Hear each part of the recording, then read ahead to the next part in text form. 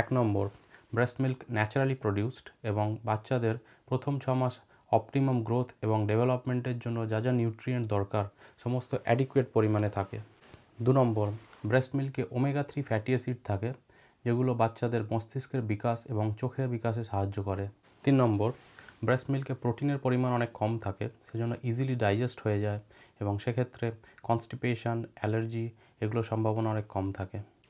4 নম্বর, breast মিল্কে antibodies থাকে যেগুলো বাচ্চাদের ডায়রিয়া, নিউমোনিয়া এগুলো থেকে প্রোটেক্ট করে। 5 নম্বর, এক্সক্লুসিভলি ব্রেস্ট ফেড নিওনেটসদের ভবিষ্যতে asthma, diabetes, heart disease, cancer এইগুলো হওয়ার সম্ভাবনা অনেক কম থাকে। ব্রেস্ট ফেড নিওনেটসদের মায়েদের সাথে বন্ডিং অনেক বেটার হয় এবং এদের আইকিউও অনেক বেটার হয়।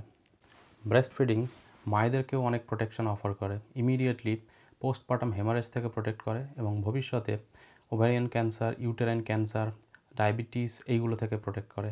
ভিডিওটি ভালো লাগলে চ্যানেলে সাবস্ক্রাইব করুন, কিছু কোয়েশ্চেন থাকলে কমেন্ট করে জানান। Thank you.